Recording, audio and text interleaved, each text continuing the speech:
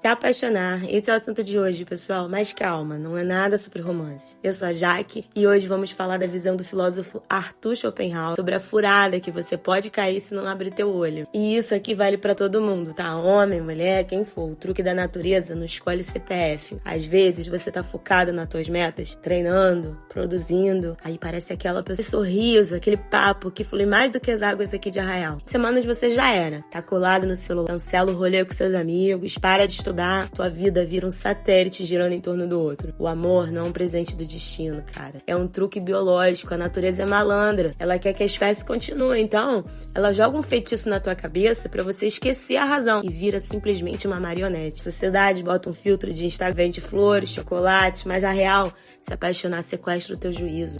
O ser humano é um bicho que não tem sossego. Sabe aquela vontade louca que a gente tem de conquistar alguém? É um fogo que parece que a vida só vai ser perfeita quando a gente estiver com aquela pessoa. Então, a vida oscila como um pêndulo de relógio entre a dor e o tédio.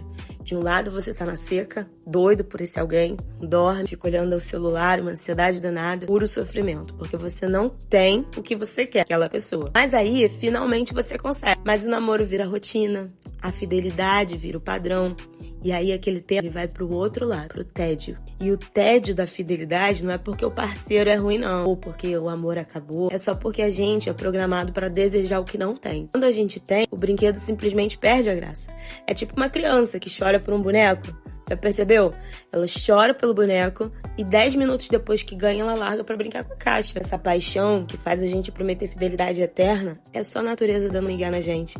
Ela bota um óculos cor-de-rosa na nossa cara, a gente achar aquela pessoa a oitava maravilha do mundo. Depois que o desejo é satisfeito, convivência vira papo de boleto, feitiço quebra.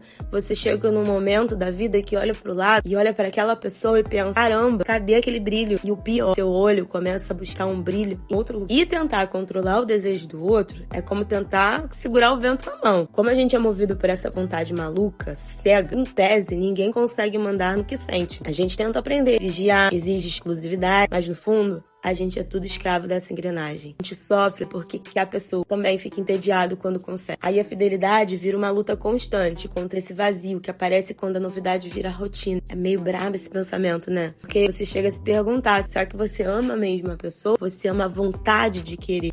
Schopenhauer coloca ainda a fidelidade como algo antinatural. Ele não diz que é errado, mas diz que é uma luta heróica, quase perdida. Ele achava que a única forma de escapar desse ciclo de sofrimento, tédio, era através da arte ou da renúncia total dos desejos. Tipo começar um estilo de vida monástico, né? Mas vamos combinar que pra gente que gosta de viver a vida, esse caminho é muito radical, né? Mas se ele tivesse aquele olhar pra esse mar de Arraial e dizer, tá vendo essa beleza toda? É só uma casca pra esconder que o bicho tá pegando lá no fundo. O tédio não é falta de amor, é excesso de presença. E essa parte dói. O tédio na fidelidade surge porque a pessoa amada deixa de ser uma ideia, aquela coisa que você busca. Ela vira um objeto, algo que você já tem. E a finitude do outro é quando você conquista e fica ali, na fidelidade absoluta. Você acaba conhecendo todos os limites daquela pessoa, mapeia os defeitos, as manias, as histórias repetidas e vem o vazio. Como a nossa vontade é infinita, ela não cabe dentro de uma pessoa só. Quando você tenta enfiar todo o teu desejo de viver dentro de um relacionamento exclusivo, sobra desejo pra fora. E esse sobejo de desejo que não tem onde pousar é o que a gente chama de tédio. A sua energia vital gritando, tem mais mundo lá fora e eu tô aqui preso nesse CPF. O Arthur tinha uma visão muito sinistra sobre o controle do outro. Ele achava que o ciúme é a prova de que a gente sabe, lá no fundo, que o outro não é nosso. O controle que a gente tenta exercer, saber onde a pessoa tá, com quem ela tá falando, o que ela pensa, isso é uma tentativa de parar o tempo. Mas o tempo não para, e a vontade do outro também não. Então, o ciúme é o sofrimento de perceber que por mais que haja um trato de fidelidade, você nunca vai ser dono da vontade desse cara, da vontade desse alguém. É a percepção de que a pessoa pode estar do seu lado fisicamente, mas o desejo dela pode estar viajando para outro estado. Em resumo, esse samba enredo divide a gente em o que a gente mostra, que é aquela pessoa fiel, aquele roteiro bonitinho, o casal do Instagram. E dois, o que a gente é de ver por dentro. Um vulcão de vontades que nunca se apaga e que acha a rotina um porre. Pro Schopenhauer, a gente só para de sofrer com esse dilema quando a gente entende o jogo. Quando a gente percebe que o tédio é universal. Você para de culpar o teu parceiro, a tua parceira, e entende que o problema é a nossa configuração de fábrica. É um pensamento meio pé na porta, mas basicamente a gente tá condenado a querer o que não tem e a enjoar do que tem. Tem um último segredo que eu acho que é a chave de ouro aqui nessa ideia para a gente entender o tédio na fidelidade. O Schopenhauer falou de uma parábola dos porcos espinhos. E ele usava essa metáfora para explicar por que a gente sofre tanto nos relacionamentos. E é um resumo perfeito de tudo que a gente conversou até aqui. Imagina um grupo de porcos espinhos numa noite gelada de inverno. Eles sentem frio. E aí eles tentam se aproximar para se aquecer. Isso aí é o nosso desejo, nossa carência, nossa busca pelo outro. Só que quando eles ficam bem juntinhos, os espinhos de um começam a espetar o outro. E aí esses espinhos nada mais são do que as nossas manias, o controle, a perda da liberdade, as brigas bobas do dia a dia. Aí, pelo incômodo da dor, os porcos espinhos se afastam. Mas aí o frio volta e eles tentam se aproximar de novo. A fidelidade é esse ficar juntinho. Pra não sentir o frio da solidão, a gente aceita que vai ser espetado pelo tédio, pelas limitações do outro. Mas o segredo da sabedoria é achar a distância certa. Nem tão longe que a gente congele no frio, mas nem tão perto para que a gente não se fure. O que a gente precisa é amar com consciência. Tem uma diferença gigante entre se apaixonar, que a gente perde o controle, e escolher amar, ter o pé no chão. O relacionamento inconsciente é movido pela carência, porque você sacrifica a sua identidade, compromete a sua missão de vida, vira um dependente emocional. Já quando você tem um relacionamento consciente, você tá ali por escolha. É benefício mútuo. Você mantém a sua independência, persegue os seus sonhos e convida o outro para somar no seu sonho.